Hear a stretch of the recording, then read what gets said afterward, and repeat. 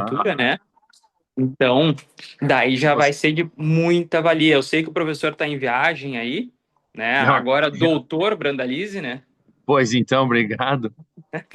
Não, por mim, até se quiserem que aguarde um pouco, não há problema. Posso Uhum. esperar, porque o meu voo mesmo é só às 8:30 da noite. Eu só me antecipei, Ah, eu só me antecipei no aeroporto justamente para, ok, estar num lugar certo para poder fazer a nossa palestra. E até já de antemão, uma vez que fica gravado para consulta futura, eu também já me justifico. A ideia era fazermos essa palestra de maneira presencial. Entretanto, eu defendi minha tese de doutorado em novembro do ano passado em Lisboa e eu pedi a minha revalidação pela Universidade Federal de Minas. A Universidade Federal deu ok, mas marcou para hoje de manhã a entrevista final presencial em Belo Horizonte. Então, eu tive que vir a Belo Horizonte, não tive alternativa, porque senão eles só tinham data para dezembro e eu precisava dessa data, a validação mais cedo possível. Eu estou no aeroporto, é bem provável que daqui a pouco comece a entrar chamadas de voo, último embarque, enfim, vou tentar dentro do possível controlar o microfone quando acontecer uma interferência como essa, mas também me justifico por conta dessa situação. Né? Não foi criada por mim, mas, enfim, estou não, mas tentando cumprir com as duas. acontece. Estou tentando A cumprir gente com tem as que duas. trabalhar com o ótimo Foi. possível, né, Só avisando professor? pra ele que não era aqui, Não, tá? isso Eu para errei. isso para mim até é uma experiência nova. Eu nunca fiz nem reunião de aeroporto, né? Então, Sim. assim, vai ser bem curioso. Vai ser Então, bem assim, curioso. e sem mais delongas, só quero registrar a presença do Simas, lá de Uruguaiana. Desejar uma boa tarde aí, querido, um dos grandes representantes da ABEL aí, bastante atuante na Associação das Escolas Legislativas. Espero fazer uma visita aí final do ano no encontro das câmaras, né? Falar sobre planejamento aí com vocês. Mas para hoje, então, temos o professor Rodrigo Brandalize, doutor, promotor de justiça aqui do Estado do Rio Grande do Sul e professor na FMP, Fundação do Ministério Público. E além disso, ele não fala, mas ele também joga futebol no Campeonato das Carreiras Jurídicas, tá? Já joguei com ele lá algumas vezes, tá? É... Mas tu vai ver que eu sou muito melhor falando do que jogando. Tu não vai ter a menor dúvida em relação a isso depois. Então, gente, vou deixar vocês com o professor aí. Em breve eu retorno, porque eu estou com outra palestra correndo aqui ao mesmo tempo. Mas aproveitem, a palestra depois vai ficar disponível online também. E só peço que feche o microfone enquanto o professor estiver apresentando. E ao final, daí, ele já abre para algumas perguntas, tá bom? Um grande abraço e uma excelente palestra a todos. Muito obrigado pela oportunidade. Ó, o barulho do aeroporto aqui já, não sei se vocês já estão ouvindo, Não, tudo né? tranquilo, professor, não dá para escutar nada. Então, ótimo, melhor. Pergunto para vocês só se a tela está compartilhada, se, se vocês, Sim, se vocês verificam o meu slide. sim. Sim, Então, ótimo. Então, é, como já mencionado no início da nossa conversa, no início da gravação, estamos aqui diretamente do aeroporto de Confins, em Belo Horizonte, mas vamos dizer assim, com bastante ânimo, com bastante iniciativa para darmos sequência a essa conversa, esse ciclo de palestras que está sendo organizado. Agradeço a escola do Legislativo pela oportunidade de conversarmos hoje sobre a Lei de Responsabilidade Fiscal. Segundo me foi informado,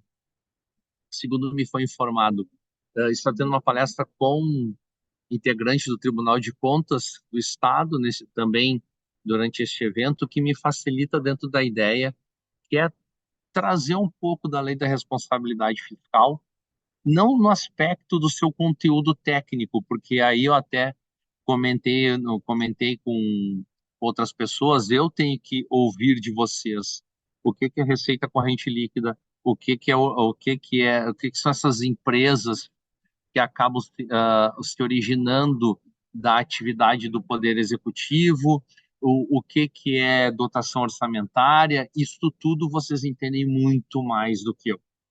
Mas quando me chamaram, me convidaram para participar deste evento, eu pensei em trazer a lei de responsabilidade fiscal para mostrar como ela impacta na atuação do promotor de justiça, na atuação do Ministério Público, porque isso diz muito com aquilo que acontece nas promotorias. Claro, nós temos as promotorias de Porto Alegre, uma divisão muito maior, uma especificação muito maior de atividades, mas eu vejo aqui, por exemplo, como foi me anunciado antes, a presença do CIMAS, que é de Uruguaiana. Em Uruguaiana nós temos um número muito menor de promotores. Mais ou menos em Porto Alegre há 150 promotores de justiça. Em Uruguaiana talvez hajam 6, 7, 8. E esses 8 vão acabar fazendo funções que 150 fazem em Porto Alegre. E a partir do que é a intenção e o mandamento constitucional que o Ministério Público recebeu, é que se faz então esta vinculação com a Lei de Responsabilidade Fiscal. Vou me atrever em algum momento a fazer alguma apreciação técnica acerca dela, mas o meu foco é voltado para isso.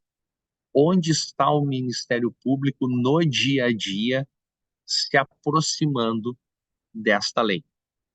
Bem, eu sou promotor, meu nome é Rodrigo da Silva Brandalize, já foi anunciado antes também, hoje eu vim buscar aqui em Belo Horizonte o reconhecimento brasileiro do meu título de doutor, que foi obtido em Lisboa, assim como o meu mestrado foi obtido em Lisboa.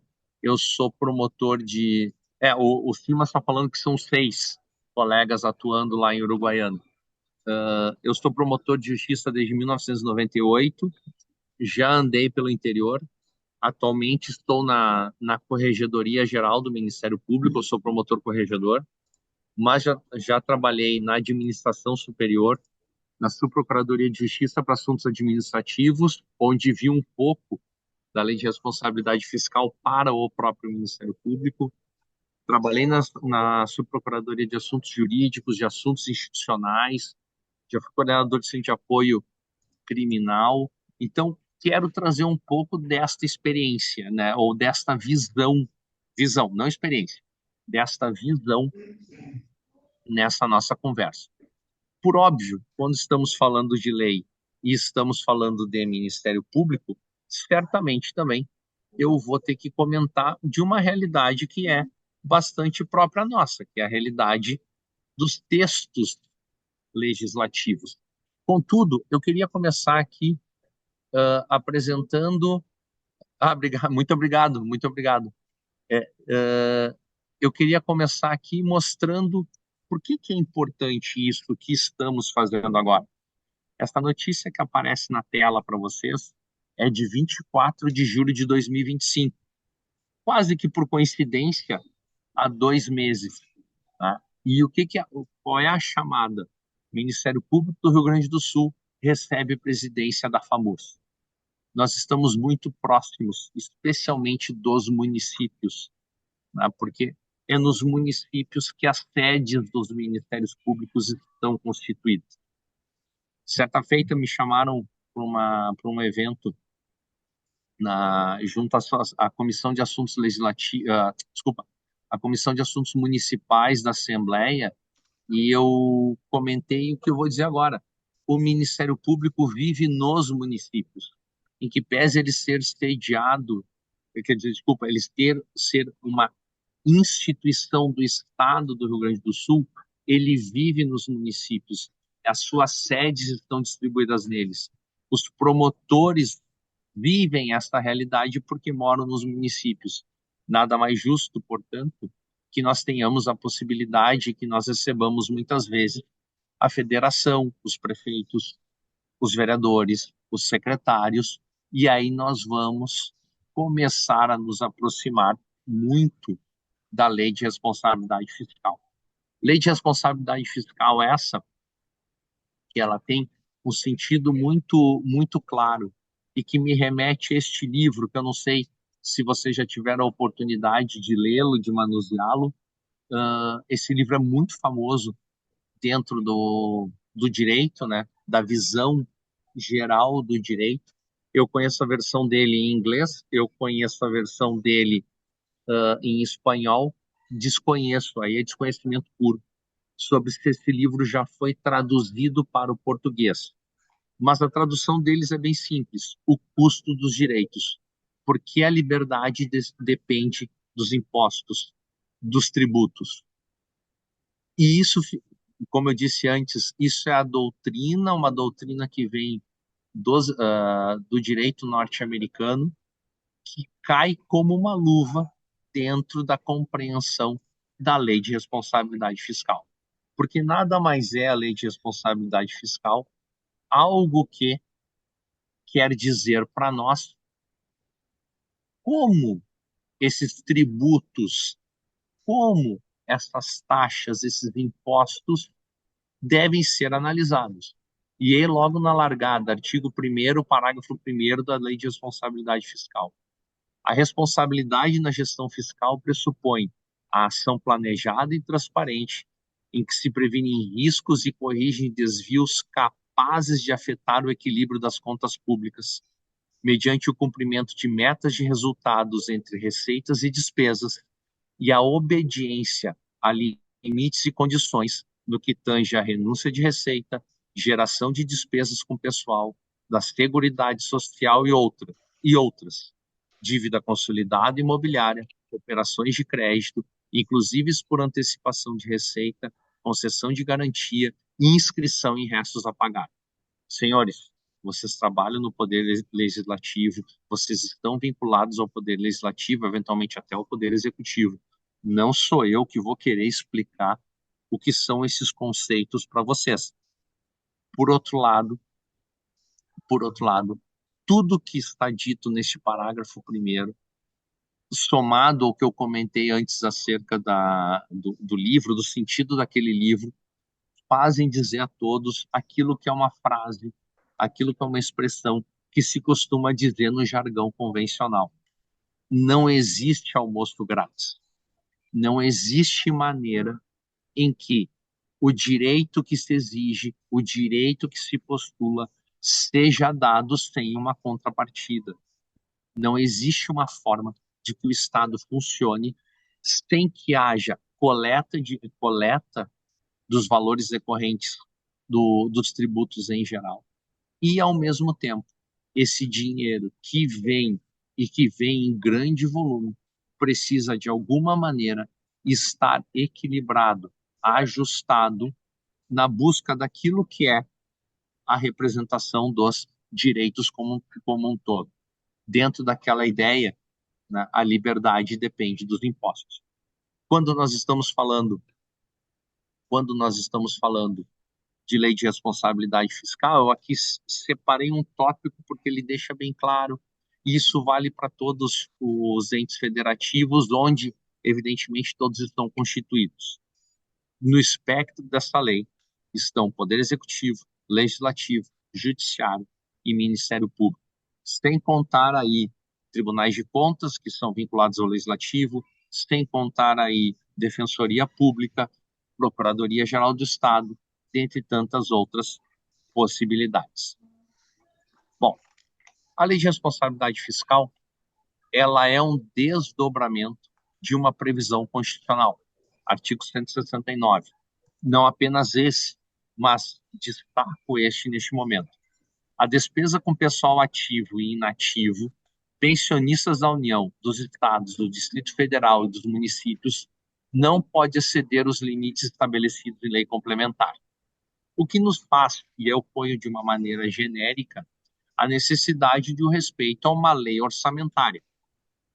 Essa lei orçamentária, de novo, receitas e despesas, mas também, mas também que vai trazer a necessidade de observância deste equilíbrio que pode, inclusive, ser desrespeitado, levar não apenas à previsão de corte de despesas, porque este é o primeiro caminho. né? Este é o primeiro caminho. Se o nosso custo é maior que a nossa receita, já em casa nós fazemos isso, nós cortamos despesas. Mas isso também pode resultar em exoneração de servidores que ainda não são considerados estáveis, mas também, mas também na perda de cargo de servidor estável. Imagine os senhores que eventualmente estejam vinculados por concurso público com algum poder, com algum poder de Estado, recebendo a notícia de que o cargo que vocês ocupam deixará de existir e todos os impactos de que dito decorrem. Porque se o cargo não existe, já não tem mais plano, se o cargo não existe, já não tem mais reposição, já não se sabe qual vai ser o destino da própria atuação daquela pessoa, traz uma série de transtornos à vida de cada um dos envolvidos. Eu comecei promotor de justiça em 1998, minha primeira promotoria foi em Espumoso, depois eu me removi de Espumoso para Santo Antônio da Patrulha. E em Santo Antônio da Patrulha, eu tinha trabalhando comigo dois servidores da antiga Caixa Econômica Estadual. Ou seja, o cargo que eles ocupavam deixou de existir, eles até por coincidência conseguiram ficar onde eles estavam, porque eles eram de fato de Santo Antônio da Patrulha, mas eram dois. Tinha agência, ou seja, tinha muito mais funcionários da antiga Caixa Econômica Estadual, que sabe-se lá o destino que teve. Destaquei aqui que a despesa com pessoal ativo e inativo no âmbito dos municípios deve compreender 60% dessa grande coleta de tributos que os municípios fazem, divididos em 54% no executivo, 6% no legislativo. A lei, inclusive, vai trazer depois a previsão de que, uma vez quebrada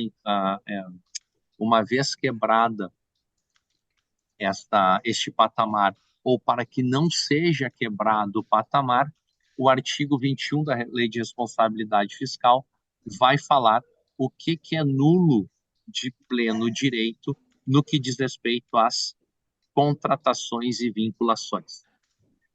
Comentei há pouco do artigo 169, mas também trago aqui o artigo 113, agora dos atos das disposições constitucionais transitórias, que vai dizer: a proposição legislativa que crie ou altere despesa obrigatória ou renúncia de receita deverá ser acompanhada da estimativa do seu impacto orçamentário e financeiro.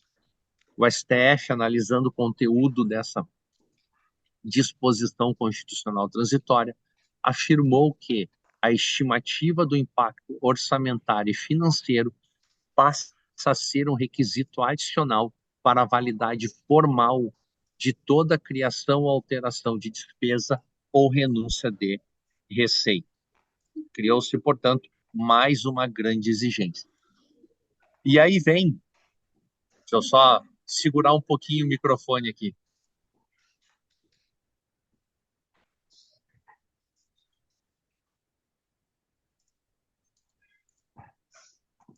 Estão anunciando aqui o fechamento de um portão. Bom, mas enfim, a própria Lei de Responsabilidade Fiscal traz como forma de esclarecer esses conteúdos todos, o que se entende como despesa total com o pessoal.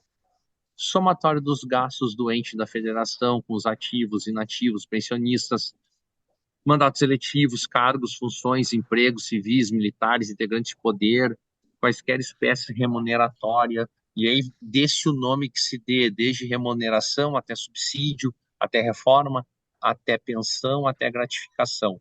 E a doutrina vai nos explicar que, em relação a isso, o conceito de despesa total com o pessoal é um conceito amplo. Aliás, a definição é a mais ampla possível, porque o legislador tentou trazer para dentro para dentro da lei de responsabilidade fiscal, todos aqueles que de alguma forma, todos aqueles que de alguma forma acabam tendo algum tipo de remuneração que parte dos cofres públicos. E aí nós vamos chegar no artigo 22, que é um artigo extremamente importante dentro do contexto da Lei de Responsabilidade Fiscal. Eu vou pedir a gentileza. Estou ouvindo o microfone aberto, se puder ele ser mutado, eu agradeço. Todo dia a gente comete um erro. Eu não consigo mutar por aqui. Obrigado. Bom, então nós vínhamos falando do artigo 22 da Lei de Responsabilidade Fiscal, que vai trazer a definição do chamado limite prudencial. A cada quadrimestre haverá necessidade de verificação do cumprimento dos limites estabelecidos pela legislação no que diz respeito ao cumprimento das metas, e vem ali, se a despesa total com o pessoal exceder a 95% do limite, estão vedados, seja aos poderes, sejam aos órgãos, a concessão de vantagem, aumento, reajuste ou adequação de remuneração a qualquer título, salvo o que for decorrência de ordem judicial, determinação legal ou a revisão anual prevista na Constituição. É vedada a criação de cargo, emprego ou função, a alteração de estrutura de carreira que de alguma forma acabe implicando aumento de receita, e somente podendo haver a reposição de pessoal a fim de provimento de cargo, quando for decorrente de aposentadoria ou falecimento de servidores das áreas de educação, saúde e segurança. Isso só a título de exemplo. E aí nós encontramos dentro da lei de responsabilidade fiscal três formas de limite. O primeiro, que é o chamado limite de alerta, artigo 59, parágrafo 2º, inciso 2 da lei, que é atingido quando a despesa com o pessoal bate em 90% daquele limite previsto na lei de responsabilidade fiscal. Depois, nós temos o chamado limite prudencial, quando se ultrapassa os 95% do limite. E esses 95% do limite é o que nos remetem às impossibilidades determinadas a qualquer poder ou a qualquer órgão vinculado ao, ao Estado, ao ente estatal, no que vai falar, então, como vimos, as vantagens, a criação de cargo, alteração de estrutura, que mexa, portanto, que traga, portanto, um aumento maior de remuneração, os provimentos de cargo que não seja decorrente de aposentadoria ou falecimento de servidores das áreas de educação, saúde e segurança, até que nós cheguemos no limite legal, ou seja, bateu 100%. Se superou 100%, então fica ainda pior. Mas temos, então, portanto, três limites. O primeiro, que é o alerta. Chegamos aos 90%, o administrador já tem a necessidade de observar a aproximação, a forte aproximação ao limite prudencial e, portanto, até mesmo ao limite máximo estabelecido. E é importante nós termos a compreensão da existência desses três limites, porque houve uma preocupação do legislador para que simplesmente os valores, quer dizer, desculpa, os gastos pré-determinados não chegassem no nível tal a que tomasse o administrador em sentido amplo de surpresa e não tivesse ele alternativa alguma. Quando chegar então aos 90%, já está sendo estabelecido, ou já começa a haver o estabelecimento de cuidados, pois estamos, portanto, com sérios riscos logo à frente. O que diz a doutrina sobre a questão dos limites? O parágrafo único estabelece o denominado limite prudencial de despesa com pessoal, no montante de 95% do limite máximo dos gastos estabelecidos na Lei de Responsabilidade Fiscal com este tipo de despesa. Esse mecanismo, que tem um caráter acautelatório e preventivo, como disse, ele dá a notícia, liga o sinal de alerta, liga o sinal amarelo. Alguma providência tem que ser adotada. Só um segundo.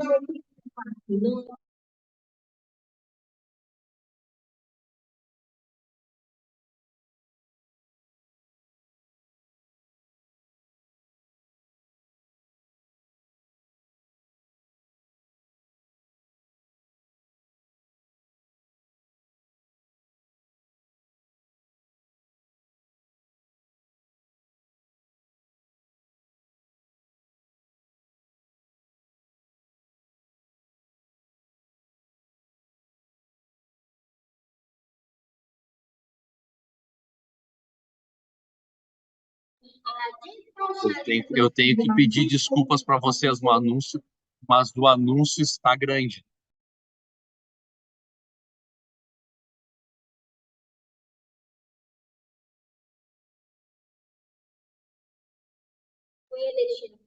Fica, fica o barulho junto, sim, mas eu vejo que tu está reagindo. Fica o barulho junto? Fica, mas fica de fundo, não. Não atrapalha? Acho que não atrapalha, porque a tua voz está mais forte. Então, da próxima vez eu vou continuar. Qualquer coisa alguém Isso. coloca no chat, tá? Mais Ok. uma vez, peço escusas por conta dessa situação. Mas como eu vinha dizendo, então, o limite prudencial ele tem um caráter de sinal, de apresentação de um problema. E a partir desta apresentação de um problema, cabe ao gestor impor restrições de gastos que vise chegar no limite máximo estabelecido. Porque aí sim, aí o problema está muito bem identificado. Interessante apresentar neste momento algumas compreensões que a jurisprudência do Estado do Rio Grande do Sul, que as decisões do Estado do Rio Grande do Sul têm apresentado. Uma delas é nesses embargos de declaração que aparecem para vocês. Caso a despesa total do município com pessoal ultrapasse 95% do limite de 60% da receita corrente líquida, é defeso, é proibido conceder vantagem, aumento, reajuste ou adequação de remuneração a qualquer título. Isso, uma decisão do Tribunal de Justiça. Porque tem uma outra decisão, aí sim, de uma turma recursal do Estado do Rio Grande do Sul, turma recursal que julga os processos do Juizado Especial da Fazenda Pública, que vai dizer o seguinte: o limite prudencial veda a concessão. Por outro lado, o limite prudencial não prevê a suspensão do que está estabelecido. E aí veja esse recurso cível. O artigo 22, parágrafo único, inciso 1 da referida lei, não prevê a suspensão do pagamento dos reajustes já concedidos, mas tão somente veda a concessão, ou seja, ele impede o futuro. O fato do passado, este não. Este o limite prudencial não prejudica. Não prejudica. E aí julgou a turma recursal que, existindo previsão legal para a concessão dos reajustes pretendidos pela parte autora e inexistindo impedimento legal para o seu pagamento, deve ser mantida a sentença de procedência do pedido. Se num primeiro momento eu trago para vocês uma decisão do Tribunal de Justiça que afirma que para frente não pode, o que aconteceu para o passado, né, o que muitos dizem assim, o para trás-mente, isso não pode ser afetado dentro por conta da realidade da lei de responsabilidade fiscal. E vejam, eu vim trazendo essas apresentações que todos os senhores, de alguma forma, têm contato, seja por pesquisa, seja por trabalho, seja até mesmo pela atuação direta que possuem hoje com a matéria, para fazer uma apresentação importante. Nós temos aí, portanto, uma obrigação que a Constituição estabeleceu de que haja o devido controle e o devido equilíbrio das contas. Nós temos uma previsão que a legislação trouxe no sentido de fazer com que alertas sejam dados, limites sejam estabelecidos, para que eu possa trazer, neste momento, o Ministério Público. E no que o Ministério Público tem de tão importante que o atrai para dentro da Lei de Responsabilidade Fiscal? Vamos lá. Diz o artigo 129 da Constituição Federal que são funções institucionais do Ministério Público: zelar pelo efetivo respeito dos poderes públicos e dos serviços de relevância pública aos direitos assegurados nessa Constituição, promovendo as medidas necessárias à sua garantia. Opa, nós já temos aí algo que muitas vezes nos faz ter de fazer, nos faz, digo, o Ministério Público ter de fazer um equilíbrio de como conseguir contemporizar e consensualizar diversos interesses que estão lá, por exemplo, em Uruguaiana. Tá? Zelar pelo efetivo respeito dos poderes públicos e dos serviços de relevância pública aos direitos assegurados na Constituição. Nós temos na Constituição meio ambiente, proteção de crianças e adolescentes, saúde, educação, idosos, proteção do consumidor. E todos os municípios têm casas de abrigo. Muitos municípios, como é o caso de Uruguaiana, vai ter, por exemplo, casas prisionais e casas de atendimento de adolescentes, que muitos irão dizer assim, bem, casa prisional é do executivo estadual. A casa do a casa onde ficam internados ou que ficam internados ou estão os adolescentes em semi-liberdade também pertence ao Estado. Sim, concordo. Mas, por exemplo, numa comarca onde eu trabalho, numa promotoria onde eu trabalhei, que era na promotoria de Pelotas, em Pelotas, quem faz o saneamento básico é o município. Ele abraçou, através do SANEP, o saneamento básico, que vai atender casa prisional, que vai atender local onde estão internados os adolescentes infratores. Bem, nós temos casas-lares, casas de abrigo, essas de adolescentes acolhidos, de crianças acolhidas, que estão sob o controle, sob a organização, sob a direção dos municípios. Nós temos os PROCONs, nós temos os conselhos tutelares. Isso tudo é estrutura, isso tudo é rede que vai fazer com que haja necessidade de uma atuação do Ministério Público. Como é que muitas vezes atua o Ministério Público?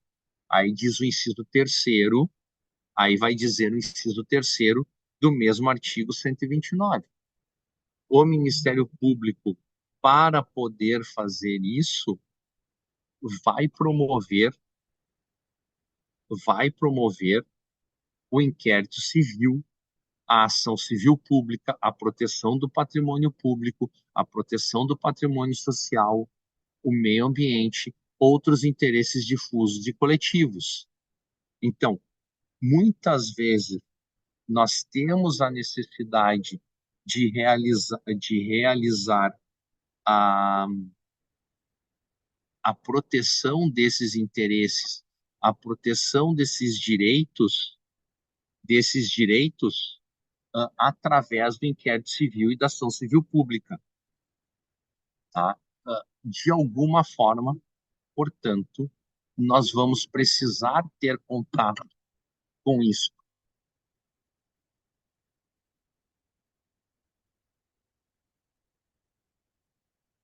Já vi que tinha uma pergunta aqui. Já chego nela, tá? Só para finalizar. Ah, ah, e nesse aspecto,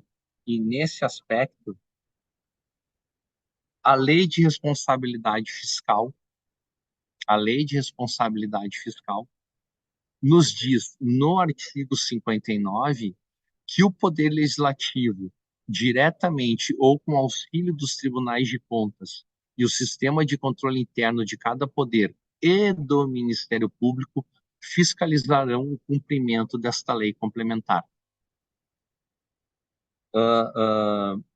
E eu acho que, de alguma forma, Viviane, eu acabo respondendo a tua pergunta, tá?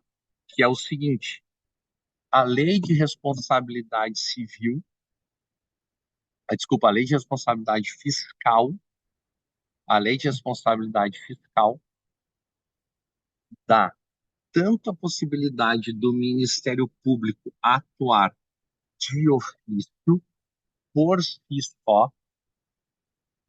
só, mas também provocado por outrem. Porque a tua pergunta é: e no caso das câmaras de vereadores, a verificação se o orçamento está atendendo à legislação por parte do Ministério Público precisa ser motivada ou ela ocorre paralela ao Tribunal de Contas? Pode acontecer as duas formas. Não há problema nenhum.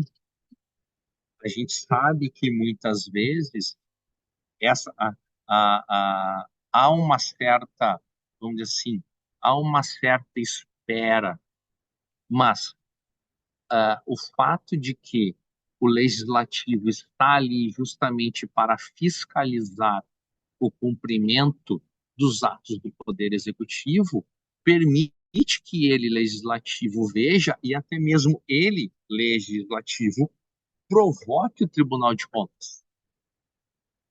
Provoque o Tribunal de Contas. Tá? Então, nesse aspecto, penso eu, tá? Não vejo maiores dificuldades para que haja ou atuação de ofício ou então uma atuação provocada. Assim como o Ministério Público. O Ministério Público não precisa ele aguardar o Tribunal de Contas. Ele pode tomar providências nesse sentido. Tá? O, o fato é, o fato é, a atuação independe. A atuação independe. Certo? Não sei se respondi tua pergunta, Viviane.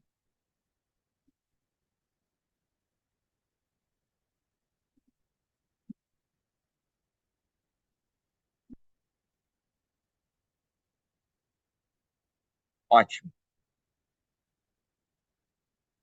Vamos lá. Vamos lá. Tive que responder uma mensagem de urgência aqui. Vida que segue. E aí, por que que eu digo, Viviane, que essa atuação independe de provocação? Porque a própria lei da responsabilidade fiscal também vai nos trazer uma indicação extremamente importante. As infrações à lei de responsabilidade fiscal serão punidas de acordo com o Código Penal, a Lei 1079, que é a famosa Lei dos Crimes de Responsabilidade, que dá origem, por exemplo, ao impeachment, o Decreto-Lei 201, que é conhecido como Decreto dos Crimes de Prefeitos, e a Lei 8.429, que é a lei de improbidade administrativa.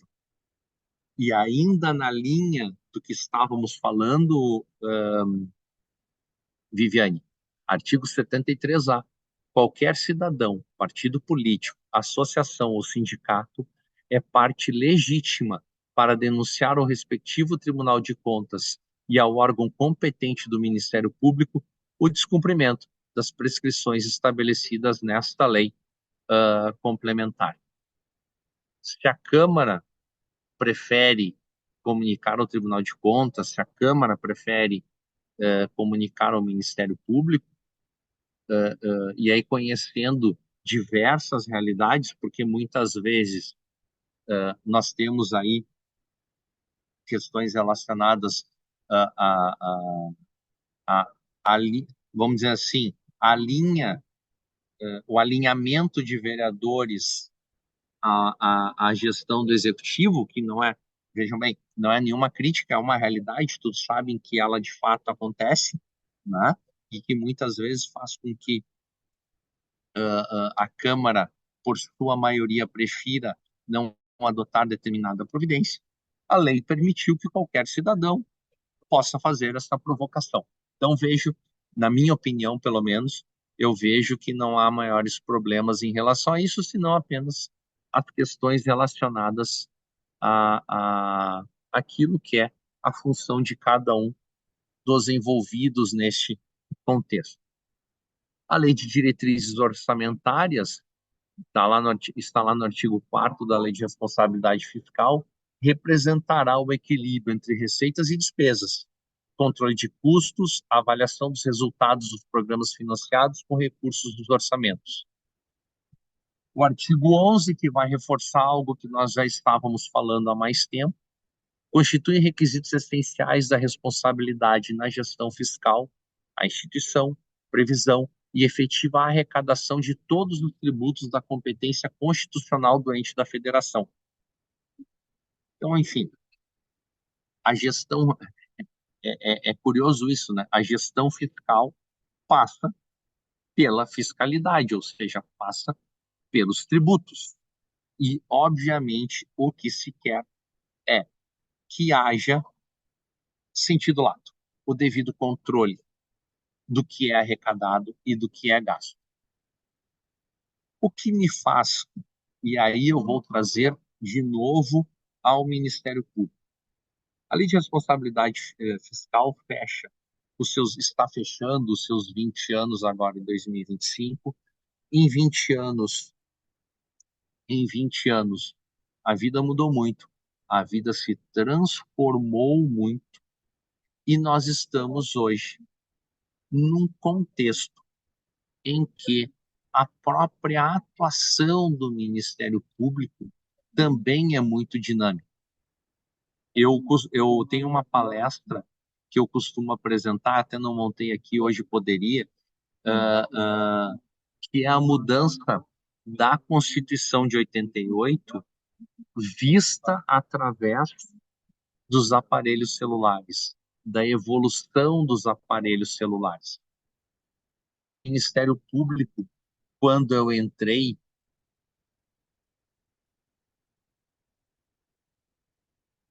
os CIMAS no chat aqui ratifica muito do que eu comentei há pouco, né? Tenho visto em muitas casas a omissão dos legisladores por conveniência ou conivência, e com isso ocorre aumento das demandas judiciais, seja acionando o MP ou a Justiça. É aquilo que eu falei, eu não vou entrar no sentido da conivência, no sentido, porque senão eu coloco todos, posso correr o risco de colocar todos numa compreensão só. Não é isso. É que muitas vezes nós sabemos a política funciona, né? Ela tem que ter um funcionamento e obviamente as pessoas possuem as suas afinidades políticas e isso muitas vezes é considerado e é levado dentro desse ambiente. Mas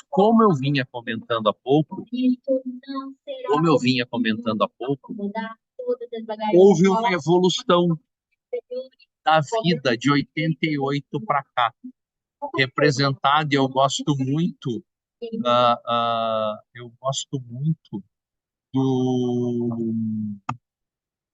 da ideia de que, de que o Ministério Público mudou como mudou o celular, tá? Mudou como mudou o celular, né? Quando eu entrei no Ministério Público em 1998, nós éramos chamados dos exércitos de um homem só. No meu gabinete só tinha eu, né? Parece parece há tanto tempo, né? Mas isso era 1998. Eu não tinha sequer máquina de escrever no meu gabinete. Era eu que fazia processo, era eu que registrava os processos nos livros, era eu que fazia correspondência, era eu que ia pro correio, eu colava cartas, selava envelope, fazia tudo. Ou seja, era promotores e promotoras trabalhavam sozinhos. Hoje em dia, nós temos uma estrutura. Hoje em dia, nós não precisamos mais mandar carta, nós fazemos o lançamento de informação em bloco por WhatsApp. A vida mudou muito. E nesta mudança, o Conselho Nacional do Ministério Público e a Corregedoria Nacional do Ministério Público estabeleceram uma recomendação, e veja, essa recomendação é de 2018, ela não é tão nova assim, e que vai trazer uma série de indicativos. E vejam como o Ministério Público tem que trabalhar hoje, ou com que viés o Ministério Público tem que trabalhar hoje. Nós estamos nos aperfeiçoando, estamos ainda trilhando este caminho. Mas o que diz a recomendação?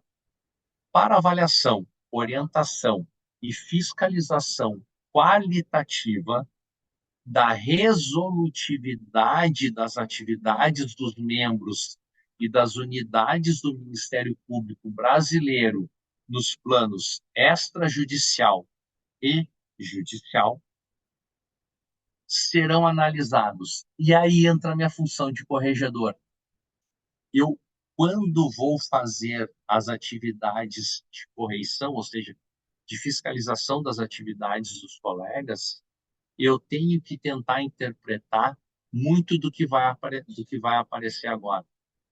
Os promotores estão vendo as deficiências sociais e as causas locais, estão se articulando para que as redes sejam criadas, para que as redes sejam desenvolvidas e qualificadas, estão buscando mediar demandas sociais e aí, a partir disto, buscando uma capacidade maior de diálogo e de construção de consenso dentro das regiões, das comarcas onde exercem as suas atribuições, estão com isso buscando uma atuação que vá se envolver a proteção e efetivação dos direitos e garantias fundamentais.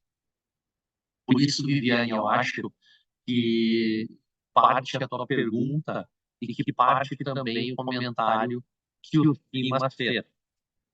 Por quê? Porque é evidente que para que se consiga, para que um promotor de justiça, seja em Porto Alegre, seja em Canoas, seja em Uruguaiana, seja em Santa Maria, seja em Campo Novo, Coronel Bicato, Lavras do Sul, que são municípios menores, este promotor ou estes promotores, eles vão acabar tendo que se aproximar dos entes públicos para também compreenderem como que se faz dentro deste contexto social, dentro deste contexto municipal, dentro desse contexto financeiro, o devido atendimento. Vagas em creche, por exemplo. Como é que fica a situação de um promotor de justiça que tem que buscar vagas em creche quando descobre que o limite prudencial de gasto foi extrapolado. Tipo de medidas se adota. Nós sabemos todos os estatutos da criança e do adolescente, é claro, nos dizer que criança e adolescente têm prioridade de atendimento. E aí, a lei de responsabilidade fiscal vai dizer para nós quais são as medidas quando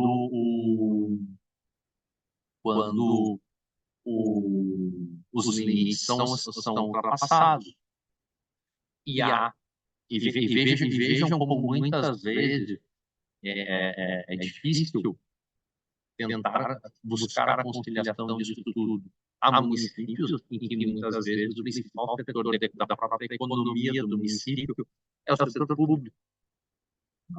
Mas os promotores têm, por determinação do Conselho Nacional do Ministério Público, da Corregedoria Nacional do Ministério Público, a qual eu, que também sou promotor corregedor, estou submetido, que cada vez mais buscar essa aproximação. Não que a gente, e isso nós não podemos fazer, por parte alguma, nós não somos gestores do município, mas nós, obviamente, como somos destinatários na condição de ombudsman, né, o grande ouvidor da proteção dos direitos sociais, dos direitos, melhor dizendo, de caráter coletivo, de difusos, coletivos, individuais e disponíveis, nós temos que ouvir e, obviamente, nós temos que levar essa demanda adiante.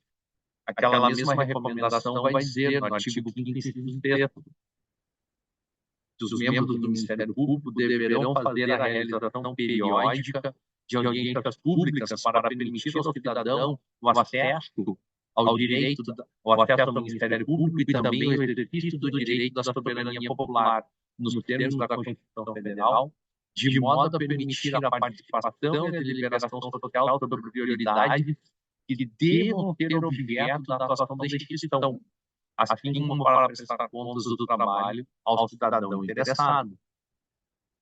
De um lado, muitas vezes, nós batemos as portas dos poderes. Por outro lado, até como foi comentado aqui, muitas vezes os poderes batem as nossas portas. Mas, ao mesmo tempo, a sociedade bate muito às nossas portas. Por isso que a lei de responsabilidade fiscal para nós tem um valor muito grande. Que é justamente que não tem retorno. De novo, pode de novo o microfone aberto, por favor. Muito obrigado, Abel, pelas palavras aqui que eu estou aproveitando para ler enquanto fazem um anúncio aqui do aeroporto aqui. Com isso, eu dou uma quebrada no ritmo. A mesma recomendação, no artigo 12, vai dizer que, para os fins dessa recomendação, entende-se por atuação resolutiva aquela por meio da qual o membro ou a unidade do Ministério Público contribui decisivamente para prevenir ou solucionar de modo efetivo o conflito, o problema, a controvérsia envolvendo a concretização de direitos ou interesses para cuja defesa e proteção é legitimado o Ministério Público, bem como para prevenir, inibir ou reparar adequadamente a lesão ou a ameaça de direitos ou interesses e efetivar as ações aplicadas judicialmente nas hipóteses de ilícitos, de maneira a que a efetividade se torne ainda mais destacada. E aí, o que vai dizer? Mais adiante, eu vou apresentar uma situação que é bem relevante para nós, membros do Ministério Público. A equipe correcional verificará se os membros dos órgãos e unidades correcionadas têm priorizado o diálogo com a população por meio do atendimento ao público, da interação com a sociedade civil organizada, participação em audiências públicas, realização delas, justamente para quê? Para que se saiba como depois fazer não digo um enfrentamento no sentido punitivo que a lei de responsabilidade fiscal possa trazer.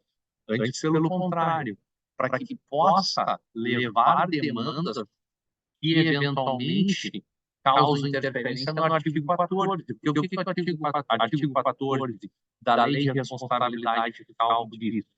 A concessão ou ampliação de incentivo ou benefício de natureza tributária, da qual decorra a renúncia de receita, deverá estar acompanhada da estimativa do impacto orçamentário financeiro no exercício em que deve iniciar sua vigência e nos dois seguintes. Renúncia de receita pode, se não devidamente fiscalizada, verificada, pensada especialmente, pode afetar aqueles direitos que o Ministério Público precisa, por dever constitucional,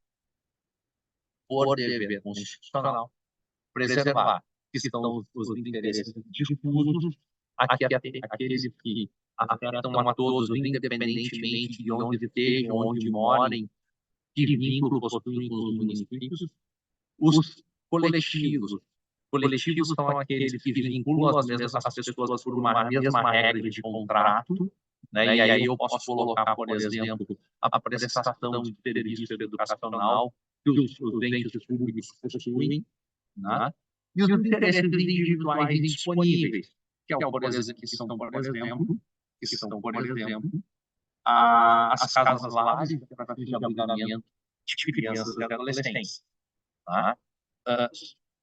As vagas de creche, precisa que haja, e vejo que isso é uma visão nacional de Ministério Público. Não é uma visão que apenas eu, na condição de promotor, tenho.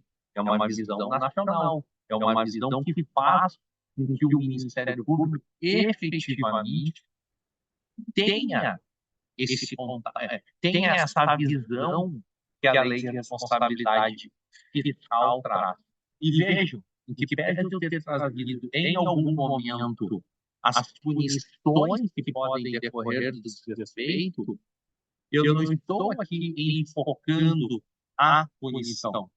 Antes, pelo contrário, nós queremos que, de fato, os problemas sejam prevenidos, que os problemas sejam evitados.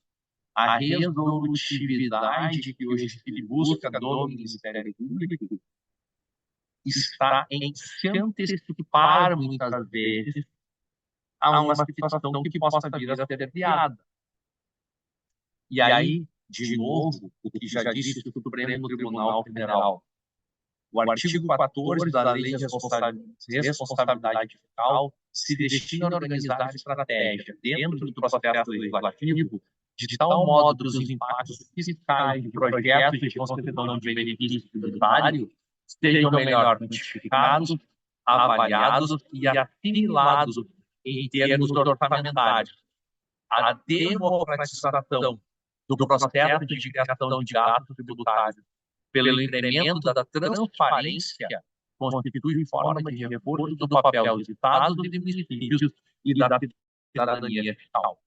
É assim que o sistema de justiça tem visto esse contexto que decorre da Lei de Responsabilidade Fiscal, que vai dizer no seu artigo 48, são instrumentos de transparência da gestão fiscal aos quais será dada ampla divulgação, inclusive e-mails eletrônicos de acesso ao público, os planos, orçamentos, leis de diretrizes orçamentárias, as prestações de conta, o parecer prévio, relatórios resumidos da execução orçamentária, relatórios de gestão fiscal, dentre outros.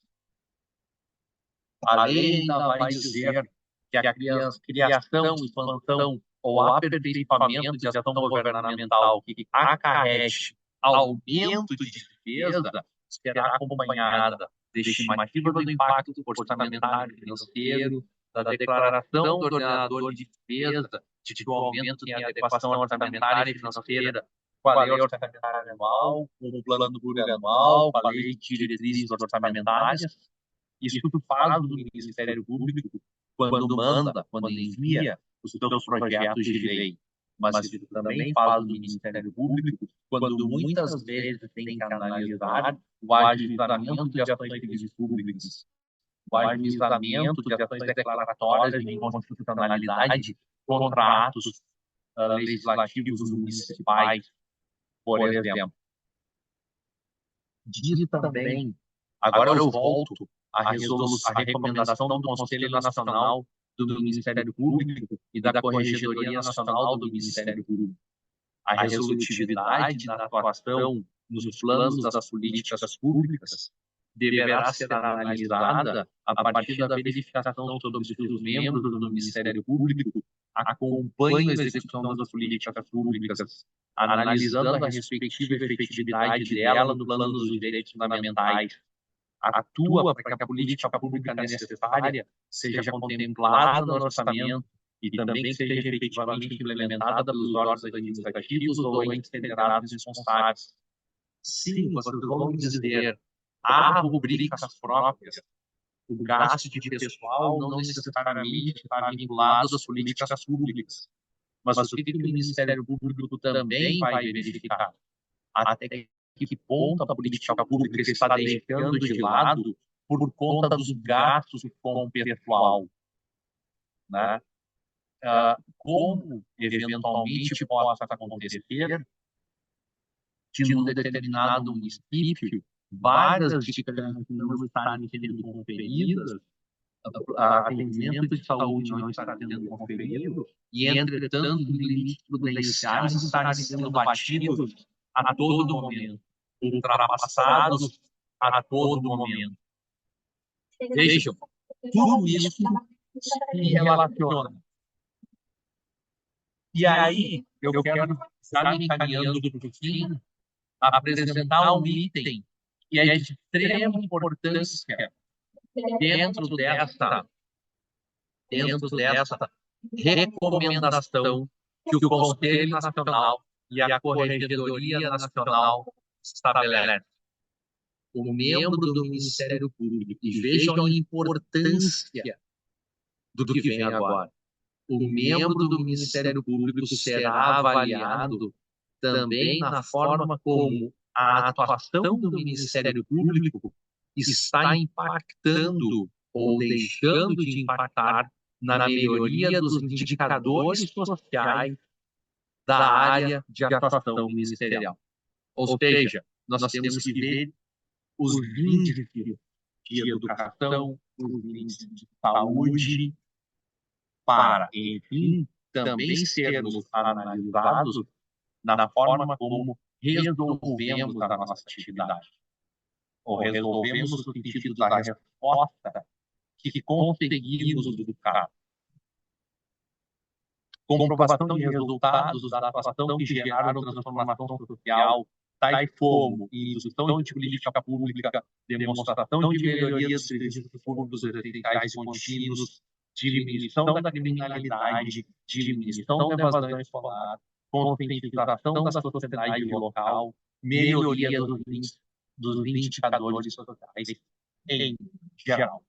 Isso tudo é orçamento. Isso tudo é gasto público. Isso tudo é gerenciamento de receita. Claro, no início eu foquei no pessoal, nos gastos com o pessoal. Mas não é só isso para que a lei de responsabilidade fiscal se presta. Ela não foi pensada só nas contratações. É evidente que a contratação pode ter, e digo pode ser, por muito mais para evitar um exercício de futurologia. Os orçamentos podem ter um maior gasto, um maior custo com o pessoal. Há ativos, há inativos, há empresas contratadas e por aí vai. Então, o gasto com o pessoal é sempre maior. Mas, de novo,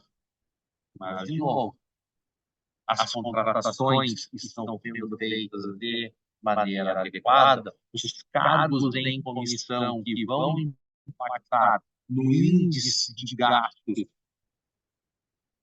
que levam ao atingimento de determinados limites estão corretos?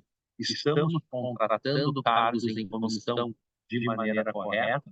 Estamos burlando regras de concurso para atendimento de cargo em comissão? Só isso já mostra um ponto importante e relevante dentro desse contexto, que faz com que a lei de responsabilidade fiscal nos jogue para dentro dela com o sentido de sermos fiscais do seu cumprimento.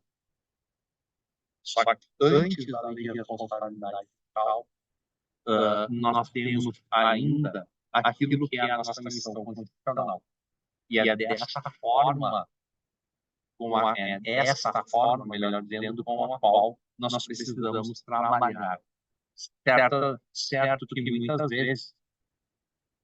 muitas vezes, os prefeitos cansam, os vereadores cansam de receber nossos ofícios, mas é do nosso ofício ter de trabalhar com tantas realidades e com tantos equilíbrios de situações ao mesmo tempo.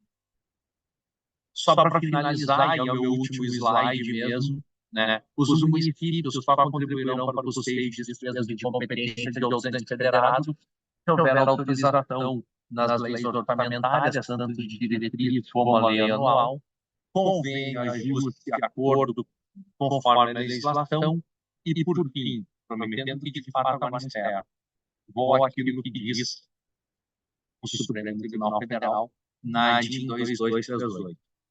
A fixação de consequências individualizadas para os desvios perpetrados por cada instância pode tornar o compromisso fiscal efetivo.